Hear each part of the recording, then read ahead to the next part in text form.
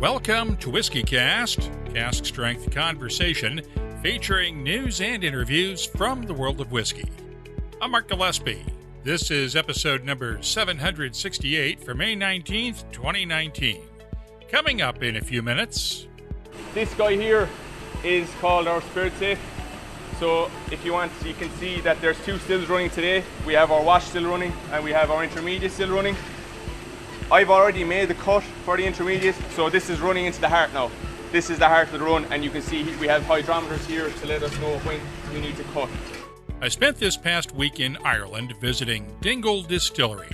7 years ago, it kicked off the craft distilling movement in Ireland as the first new whiskey distillery there since Cooley opened in 1987. Oliver Hughes came up with the idea to build a distillery in one of the most remote parts of Ireland on the Dingle Peninsula, an area where even the bootleggers of Ireland's past rarely made poachine. Sadly, Oliver Hughes died in 2016, shortly after the first release of Dingle's single malt whiskey. But his family and friends have not only kept his dream alive, they've been growing it as Dingle whiskeys start to find a foothold in the export market. That story is coming up later on WhiskyCast In-Depth. I'll also have the calendar of events, your voice, and much more, all on this episode of WhiskyCast. From far beyond the wall comes a whiskey for those who face the oncoming storm and never stop walking. Winter is here. White Walker by Johnny Walker. White Walker by Johnny Walker. Blended Scotch whiskey, 41.7% alcohol by volume. Imported by Diageo North America, Norwalk, Connecticut. Please drink responsibly. WhiskyCast. Brought to you by Redbreast, the definitive single pot still Irish whiskey. Those in the know Redbreast. Let's start off with the week's news. It's brought to you by Heaven Hill Distillery. There's good news and bad news on the whiskey trade wars. First, some bad news. After the United States ratcheted up its dispute with China by imposing new tariffs on nearly everything the U.S. imports from China, Beijing responded with new tariffs of its own on U.S. exports. The good news is Bourbon and other American whiskeys were not included. The bad news? That's because they were already being hit with a 25% tariff by the Chinese government. Instead, China expanded that 25% tariff to include all other U.S.-made distilled spirits, beer, and wine. Now the really good news. The U.S. worked out a deal with Canada and Mexico to end the stalemate over steel and aluminum exports, and is now dropping its punitive tariffs on metals imported from both countries. That clears the way for Canada and Mexico to drop their retaliatory tariffs against bourbon and other American-made whiskeys, along with a wide variety of other imports. Those tariffs took effect last July, and along with similar tariffs imposed by the European Union, Turkey, and China, wiped out 6 months' worth of likely increases in U.S. whiskey exports. As we reported earlier this year, global exports of American whiskeys for the first half of 2018 were up by 28% over the previous year. But after the tariffs went into effect, exports fell by 11% in the second half of the year from 2017's numbers. The end result, U.S. whiskey exports for all of 2018 showed just a 5.1% increase over 2017. In other news, this week marks the 5th anniversary of the project to revive Kentucky's historic Old Taylor Distillery. Will Arvin and Wes Murray hired Mary Ann Eves a few months later to become the first master distiller for what is now Castle and Key Distillery. At the end of 2016, she started laying down the distillery's first casks of whiskey. But when that whiskey is finally bottled, she won't be there. Eves shocked bourbon country with a sudden announcement Monday that she's leaving the distillery. While she has not yet responded to our request for an interview, She has set up a website for a consulting practice and also hopes to enter the whiskey media space as well. Arvin and Murray have not named her replacement yet, but said in their joint announcement that they will share more plans for the Castle and Key team in the coming months. There's also been another shakeup in bourbon country. Kentucky Bourbon Festival director Jill Hawkins has resigned, along with one of her staff members. According to WDRB television in Louisville, Assistant Director Lisanna Bird also resigned, but then changed her mind and is staying on. No reasons were given for the departures.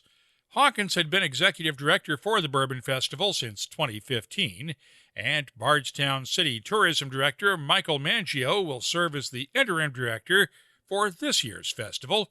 A new director will be named after the festival.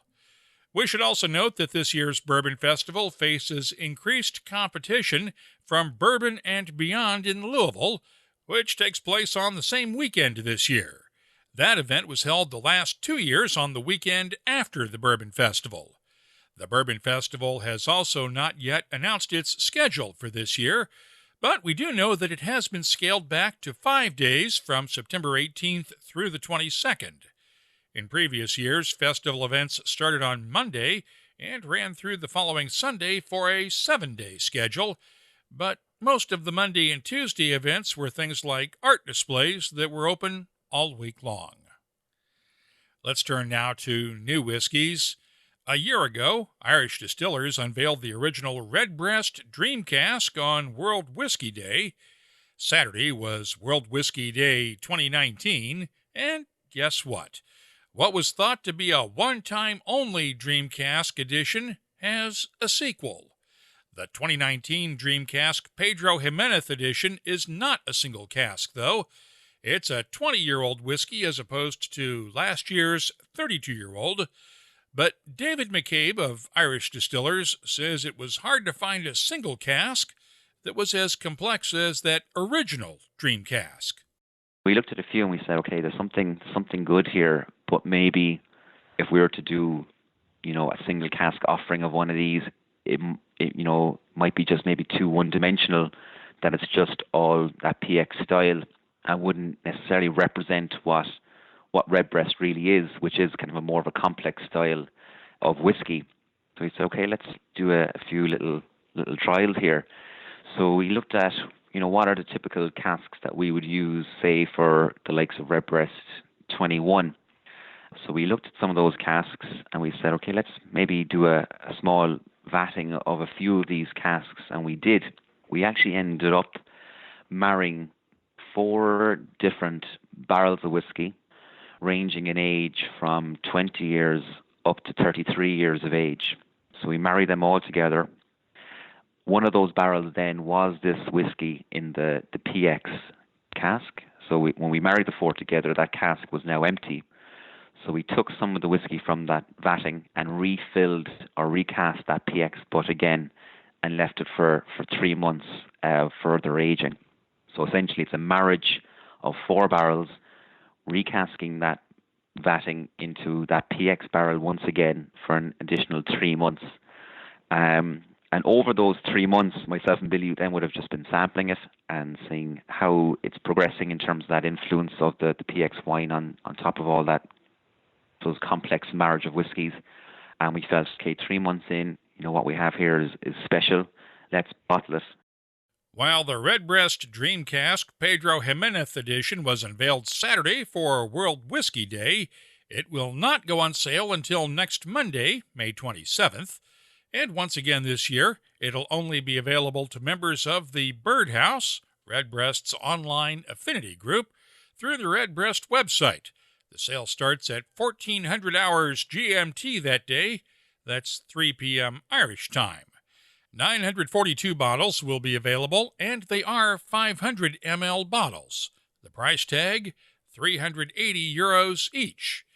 And once again this year, because of U.S. regulations, Birdhouse members in the United States will not be able to order the Dream Cask. I'll have my tasting notes for it later on.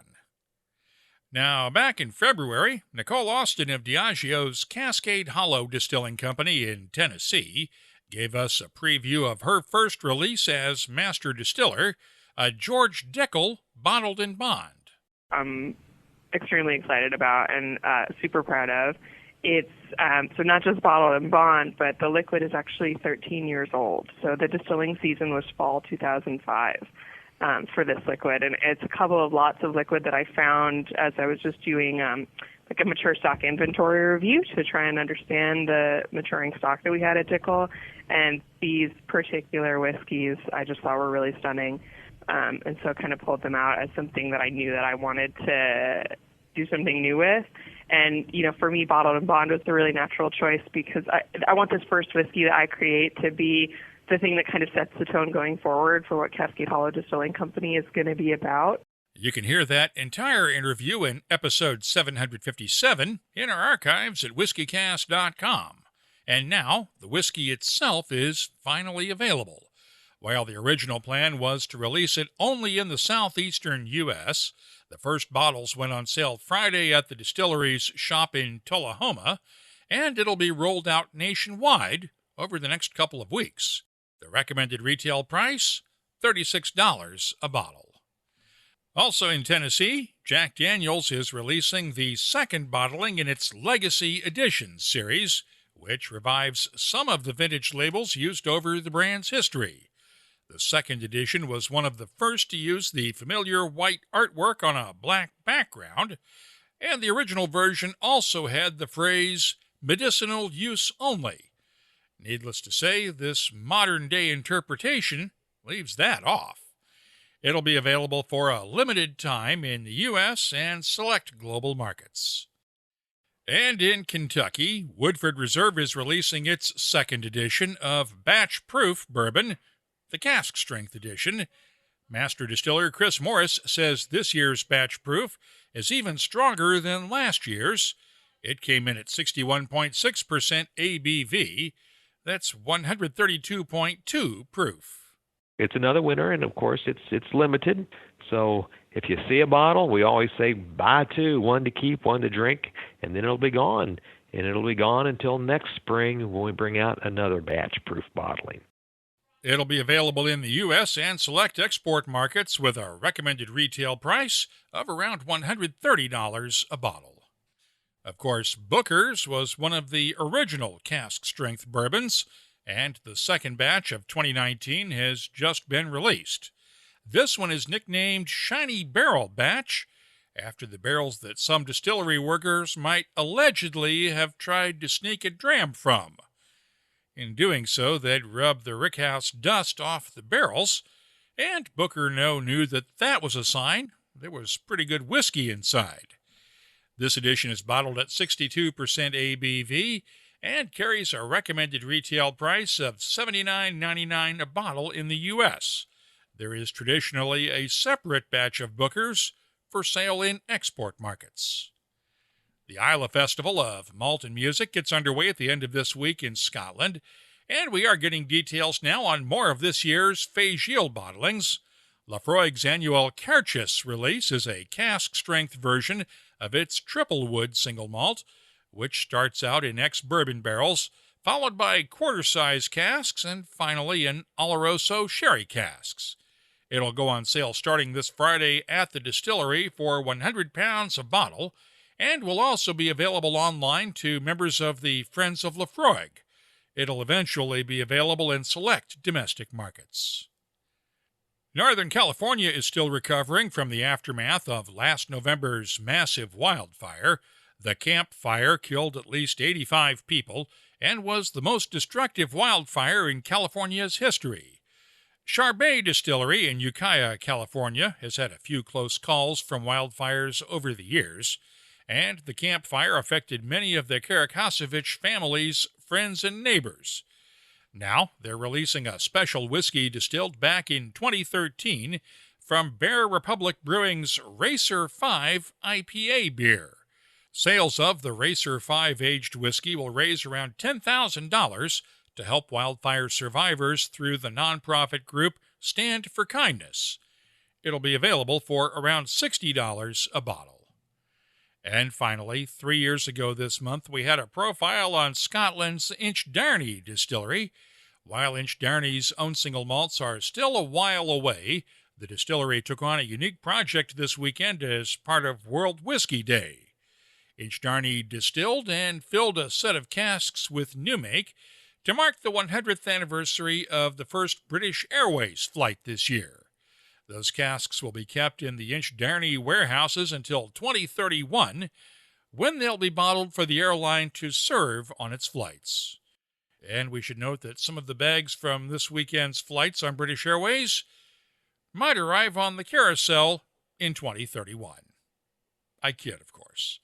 You can keep up on the latest whiskey news all week long at WhiskyCast.com. The news is brought to you by Heaven Hill Distillery. Keeping American whiskey history and tradition alive isn't just a marketing slogan. It's part of Heaven Hill's fabric. When other distillers were getting out of the rye whiskey business, Heaven Hill saved the legendary Rittenhouse rye from becoming a footnote in the history books. Today, it's the rye whiskey of choice, in a cocktail or neat, with a distinct spicy flavor all its own. Find out more at heavenhilldistillery.com. Think wisely, drink wisely. Thanks again to everyone who posted reviews and ratings this week for WhiskyCast on Apple Podcasts, Google Podcasts, and your favorite other podcast apps. If you haven't done it yet, please take a minute this week and help us out.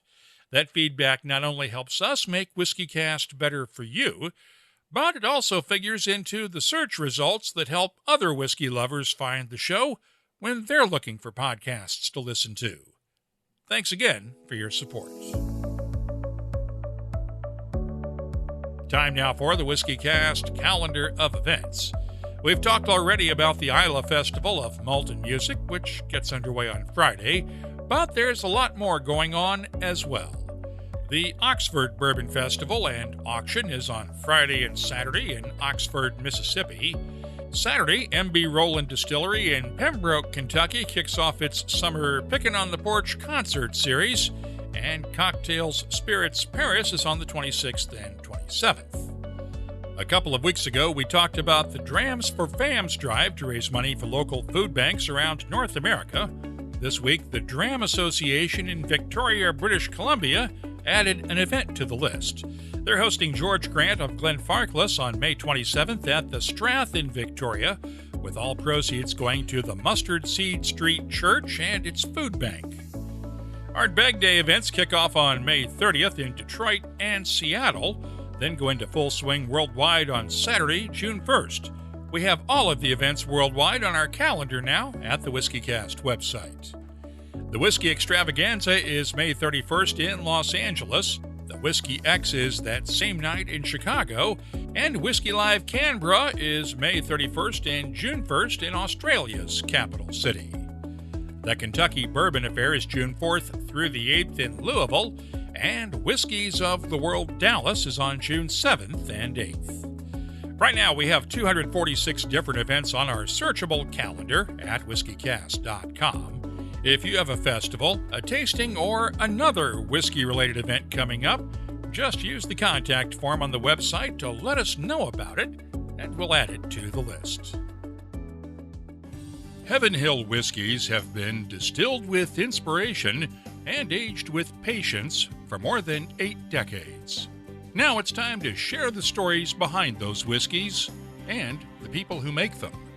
Download and listen to the new podcast, Tales from the Hill, from Heaven Hill Distillery.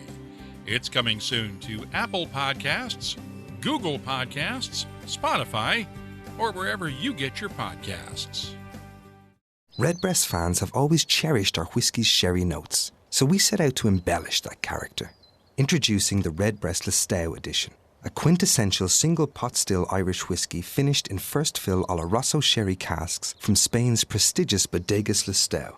Carrying Redbreast's trademark pot still spices and dark dried fruit notes, the Listowel edition is graced with an enduring sherry finish that would be better described as a final act. Discover the newest branch on the Redbreast family tree. WhiskyCast In-Depth is brought to you by Lagavulin. I spent this past week in Ireland visiting the folks at Dingle Distillery, and it's fair to say that Dingle helped kickstart the boom in Irish whiskey distilling that we're seeing today. Back in 2012, Dingle became the first new whiskey distillery in Ireland since Cooley opened in 1987. Since then, another 20 distilleries have come online, with more in the planning stages. Back in 2014, at Whiskey Live Dublin, when I met Dingle founder Oliver Hughes, he had already started laying down some of the casks being bottled today. We're the first off the blocks, so we've been distilling now since the 18th of December 2012, so some of our spirit is almost 22 months old, and we have some examples here. There's 22 months old, been matured in a bourbon cask, 22 months in a sherry, and 18 months in a port. Oliver was one of the partners in Porterhouse Group with his cousin Liam Lahart and Peter Mosley. Porterhouse owns not only the distillery, but pubs and restaurants in Dublin, London, and New York City, along with the Porterhouse Brewery in Dublin. Back in December of 2015, the very first bottles of Dingle's single malt whiskey were filled, not from the first cask, but from cask number 2. Cask number 1 will never be touched, partly as a tribute to Oliver Hughes, who died suddenly in July of 2016, just a few months before batch number 1 of Dingle's single malt was released to the public that December. Liam Lahart is now the CEO of the Porterhouse Group. It was Oliver who got this together, because doing a distillery in the middle of a recession, we have a lot of accountants telling us not a very smart idea. The bankers who were broke at the time, and even now they don't have much interest in funding distilleries because they a bit tough on the cash flow. But Oliver did it. He did it where everybody told him he couldn't do it, and I was a bit skeptical about it as well. So anytime we have a conversation about Dingle Whiskey, Oliver's name, Oliver's legacy is there all around us.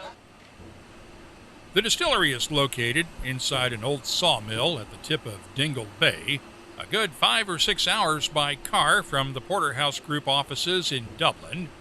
That leaves Cormac O'Connor and the other members of the distillery team to do things the way Oliver Hughes wanted them done. We're working on double shifts here now at the moment. So we start at 6 a.m. until 2 p.m. and the next mash is started at 2 p.m. until 10 p.m. Here, all we do is we add just 1 ton of malted barley and 5,000 litres of water. And from here then, we leave it settle for an hour and a half, and we run it through our underbath downstairs, and it's ran into one of these washbacks, whichever one is free at the time. The reason we use the washback or the underbath downstairs is because if we were to just pull from a pump, it would just suck it dry, and we just end up with nothing coming out. It would just pull all the grain to the bottom. There's a perforated floor at the bottom, and it just drains out all the wort. So from here, it goes over to the washback. You can see that our washbacks are made out of wood. This isn't usually typical in any distillery. They're usually made out of stainless steel. The reason we do this is because this is kind of how it was done before, and also we are kind of starting on the flavour of our whiskey early on. Most whiskies, they're put into their barrels or their casks, and that's where they get their flavour from, most of their flavour. What we do here is we put our 5,000 litres of wort into the washback, and we add 5 kg of distiller's yeast. It's Saccharomyces cerevisiae is the name of the strain of yeast we use. So we add that. What the difference in using the wood washbacks rather than the stainless steel is, with the stainless steel, it's sterilised or whatever, we would get more ethanol, more volume of what we want really. But the wooden washbacks, because of the grain of the wood, they harbour bacteria. Even though they're washed after every use and they're steamed twice a week, they still harbour some bacteria and some microbodies. And as well as the yeast working on the wort, breaking down the sugars, these microbodies work on the sugars as well, and they create congeners and esters.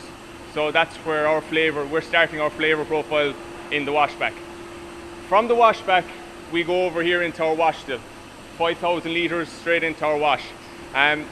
Over on our wash, we just run it straight. There's no cuts, there's no anything. So that'll run for maybe 5 or 6 hours, and we'll just bring it, it'll come off maybe, it's entering at 8% alcohol, because that's what we're getting from our wort, roughly an 8% beer. It's starting at 8, we run it, when it starts coming off about 52% alcohol. We'll run that all the way down to 0. We won't make any cut or anything. Then the day after, so today's wash will be going into our intermediate still. This is our middle still. It'll be going in there tomorrow. We usually get a volume of roughly, so the 5,000 litres that goes in, we might get a volume of 1,800 litres out.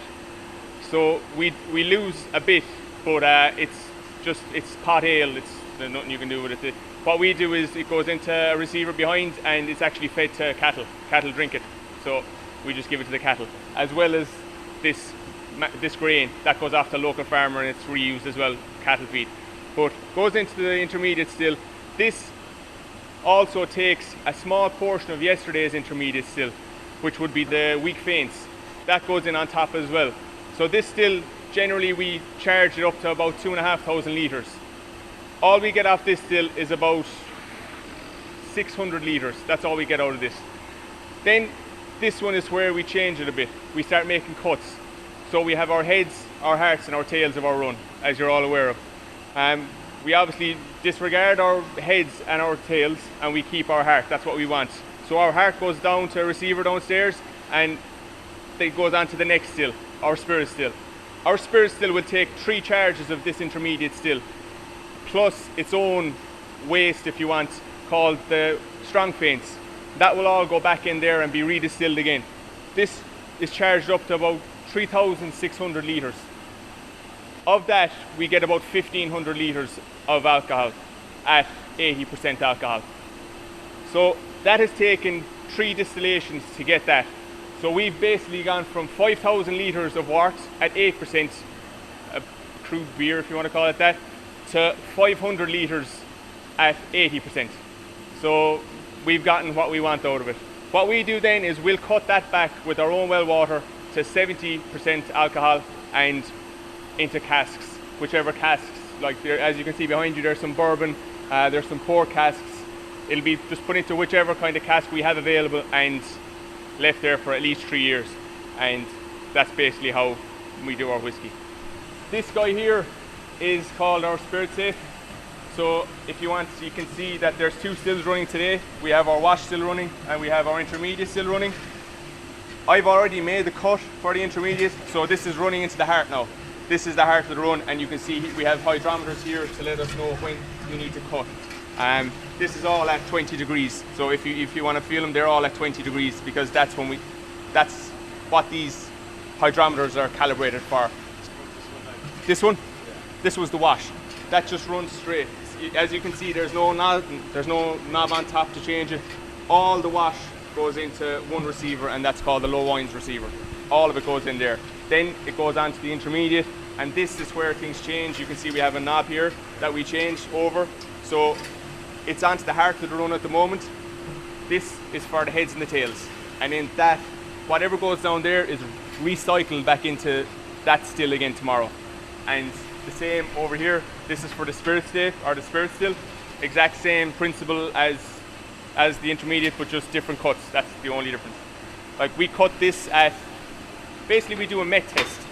So I'll just take a glass and I'll just take a little sample and I'll add a small bit of water, and I hope this works now, but this shouldn't be cloudy. So if I just give it a shake, that should be clear.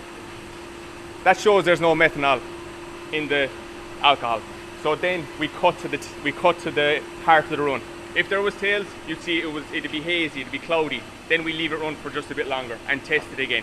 We do the same for the spirit, and until that methanol has gone out, we cut it, and that's what we keep. And that's basically how we work our whiskey. How does your process differ when you're making single pot still as opposed to single malt? Single pot still, well, where the pot still differs mostly is over here in the mash tun.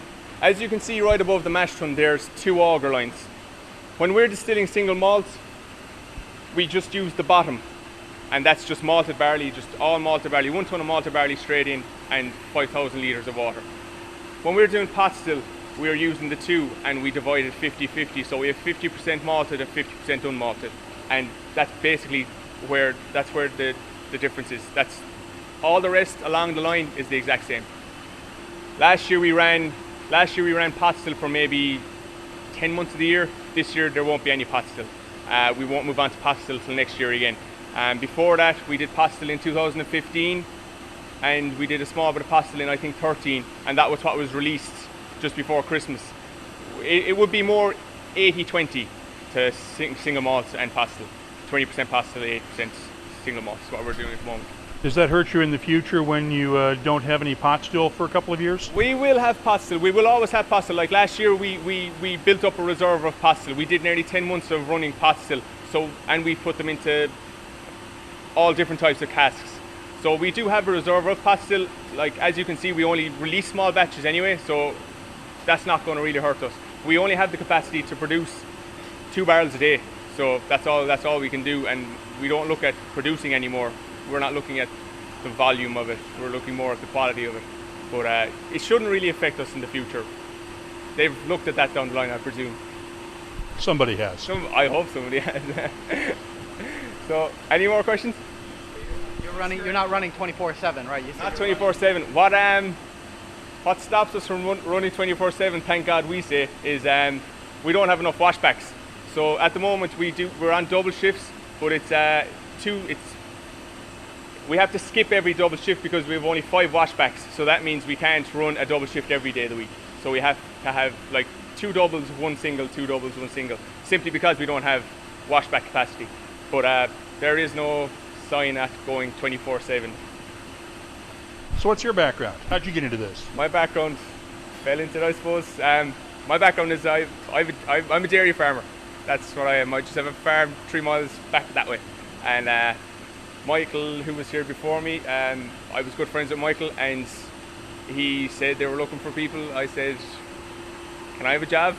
Came in, did a few courses, and now I'm here, distilling.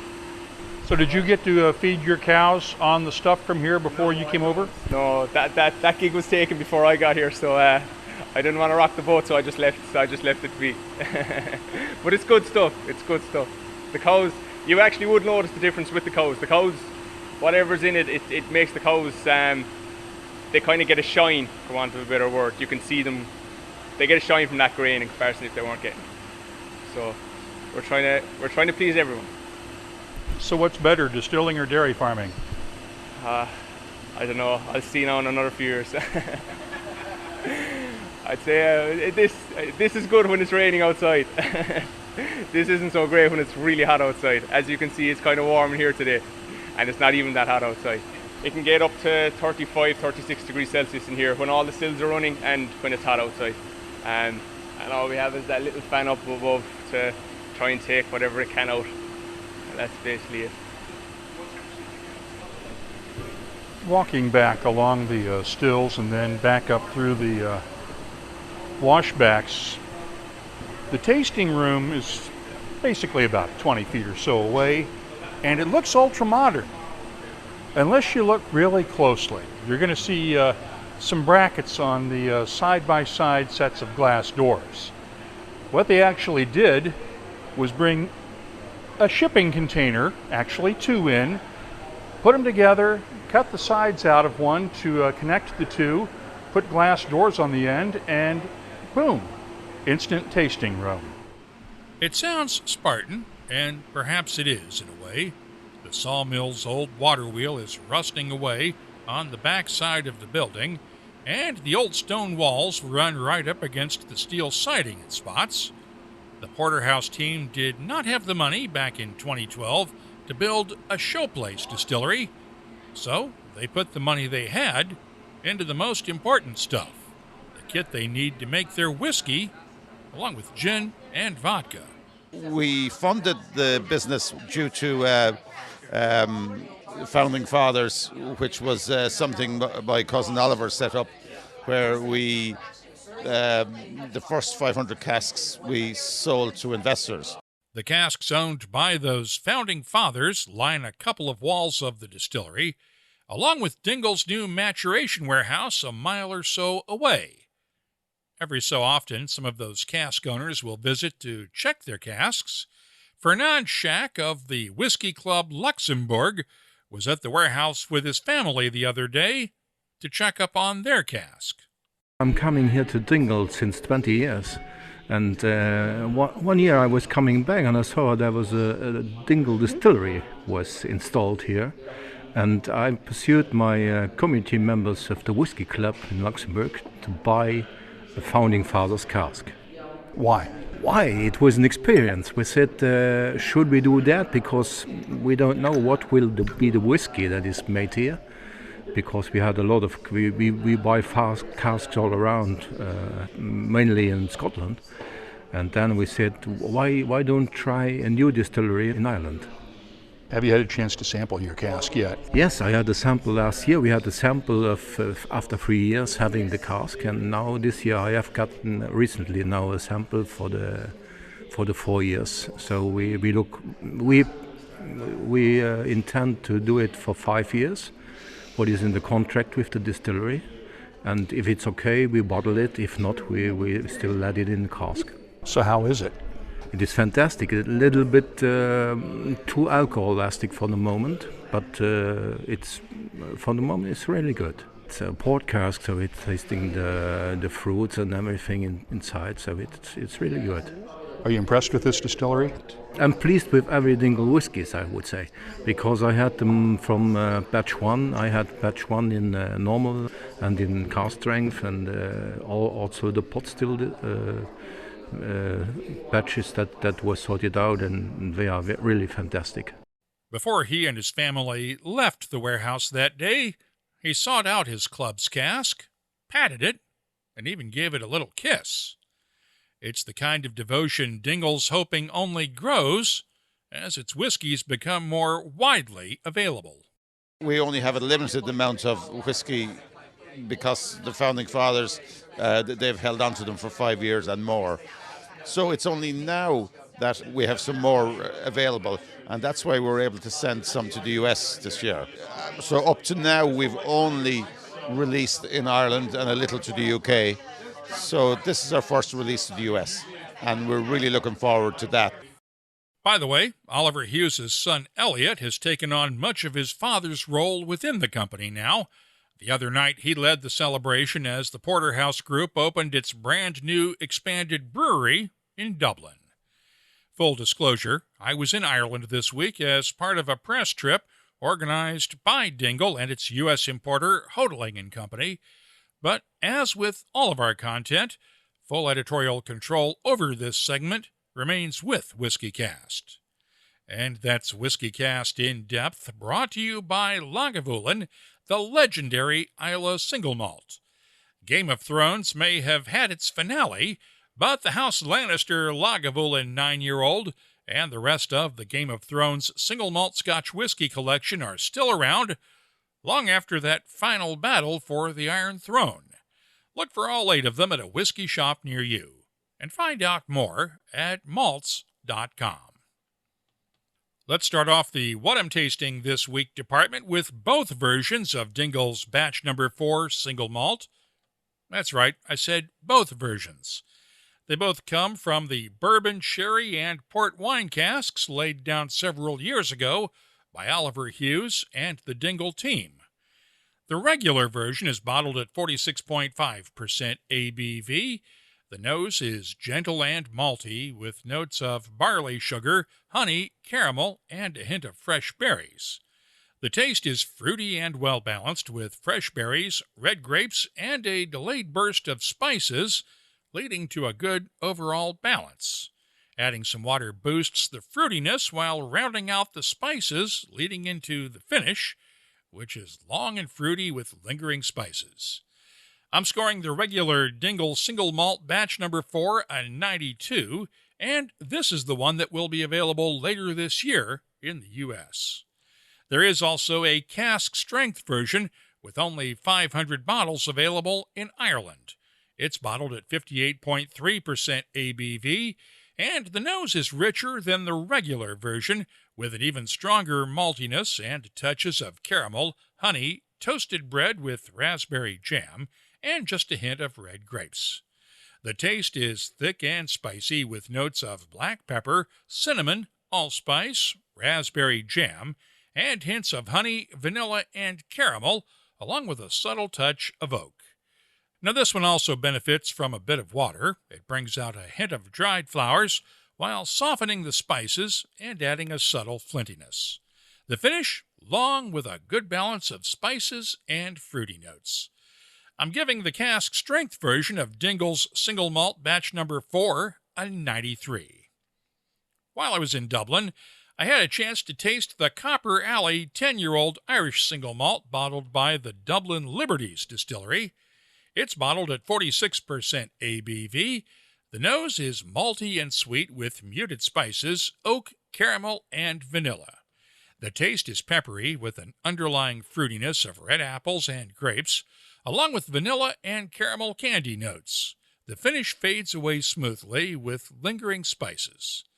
I'm scoring the Dublin Liberties Distillery Copper Alley 10-year-old Irish single malt a 92. And let's wrap up with the new Redbreast Dreamcast Pedro Jimenez edition that we heard about in the news. It's about 20 years old and bottled at 52.2% ABV. The nose has notes of dried fruits, hints of molasses and licorice, subtle hints of baking spices, almond oil, hazelnut, and vanilla. The taste is thick and chewy with tree fruits balanced by clove, cinnamon, and hints of licorice, plums, and raisins. The finish is long, fruity, and vibrant, with lingering touches of spices. I'm scoring the Redbreast Dreamcast Pedro Jimenez edition a 94. I'm adding these tasting notes to our searchable list of nearly 2,600 different whiskeys from all over the world. You can check it out now at whiskycast.com. From deep in the north, far beyond the wall, the howl of the frozen wind brings word of something new. A whiskey from the land of always winter, for those who face the oncoming storm and never stop walking. Winter is here. White Walker by Johnny Walker. White Walker by Johnny Walker. Blended Scotch whiskey, 41.7% alcohol by volume. Imported by Diageo North America, Norwalk, Connecticut. Please drink responsibly. Time to open up the inbox now for your voice, presented by Lot 40.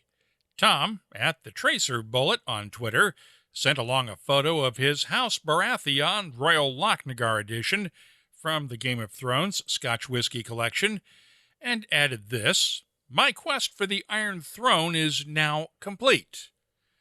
Tom, make sure you get a cushion for that throne. I hear it makes people uncomfortable. Drew, at Drew7182, heard my tasting notes last month for the Glenlivet's new Captain's Reserve edition and sent along this tweet: "Hey Mark, I was wondering if Glenlivet Captain's Reserve would be coming to the States, or is it travel retail only?" Well, it's not available in the States yet, but it is being sold right now in some Canadian provinces and a few other markets. But Ian Logan of the Glenlivet chimed in that there are plans to bring it to the U.S. later this year. Drew, I hope that helps. I posted some photos from the Dingle trip this week on social media, and the cocktail maven tweeted this: "Such a beautiful place and so much potential behind this little distillery." No arguments there. If you have the chance to visit Ireland, it's worth heading to the Dingle Peninsula along the Atlantic coast for a visit. It's absolutely breathtaking. We also had a couple of recommendations to add to our lists of whiskey bars and whiskey shops at the WhiskyCast website. Marko Mrjenovic at Fried Cell sent along this tweet: "I think you're missing Cask, and that's spelled C-A-S-C, in Aberdeen, Scotland, from the Great Whiskey Bars list. And Ken Goldenberg, a longtime listener in Orange County, California, tipped us off to Great American Craft Spirits, a new store in Rancho Santa Margarita, California. According to Ken, and I'm quoting now from his email, they only sell from small independent craft distillers and must have about 200 brands, the bulk of which are bourbons, ryes, and other whiskeys. They are planning some tastings soon. Nice to have them just a mile from my house. Cheers. I smell a road trip. Thanks for the tips, gang. We count on your recommendations for additions to those lists since I can't be everywhere. So just use that contact form at whiskycast.com to share them with us. If you have anything else you'd like to share, you can also track us down on Instagram, Facebook, and Twitter at WhiskyCast. The email address is comments@whiskycast.com. Your voice is presented by Lot 40, Canada's award-winning 100% pot still rye whiskey. Lot 40, unapologetically Canadian. Please drink responsibly. Let's wrap things up now with Behind the Label, our look at the history, science, and all that other stuff that all combine to make whiskey unique. It's brought to you by Writer's Tears, and we'll go back to the inbox for a minute. The other day, Westland Distillery in Seattle tweeted out a link to one of Noah Rothbaum's recent articles for the Daily Beast with a quote, "The demand for whiskeys aged in used sherry barrels is keeping Spanish winemakers in business." At M. Hanch passed along that tweet to us with this comment, "WhiskyCast, if you don't do a segment on this for the podcast, I shall write a sternly worded letter and leave it in my drafts folder. At Westland Whiskey, bravo." Well, there is nothing quite like the threat of a sternly worded letter left in one's draft folder to motivate one to action. But the thing is, the premise of Noah's article has been widely known and accepted for years. And he's right. The whiskey industry has been propping up not only sherry producers for many years, but the cooperages as well. Back in September of 2016, I was in Jerez, Spain, the heart of Spain's Sherry Triangle, and I had a chance to talk with Isaac Paez Gutierrez of Toneleria Antonio Paez, the cooperage founded by his grandfather. About 90% for whiskey industry and 10% for different regions. Jerez, Rioja, Ribera del Duero, and for example in Japan for sake, but in general for whiskey industry. Most of the major whiskey companies have long-term contracts with the tonelerias in the Jerez area to make barrels to their specifications. Those barrels are then loaned out to the local sherry bodegas to be seasoned with young sherry for 2 or more years. And at the end of that seasoning period, the sherry goes into the bodega's own Solera system to keep maturing, while the barrel is shipped to the whiskey company that originally commissioned it. You can see more on this process in our WhiskyCast HD video segment on the website or on YouTube. And after I shared some of this with @mhanch on Twitter, here was his response. "Honestly, I never knew this. I need to buy more sherry just to support my whiskey habit." Gotta be honest, it probably wouldn't hurt if those of us who like sherry cask matured whiskeys bought at least 1 bottle of sherry a year. The reason that's critical? Well, it's all a matter of geography. That's because the same treaties that protect terms like Scotch whiskey and bourbon also protect sherry. While any winemaker can try to replicate the fortified wine style that sherry is known for, sherry itself can only come from the 3 towns in Spain's Andalusia region where it was originally made: Jerez de la Frontera, Sanlúcar de Barrameda, and El Puerto de Santa Maria.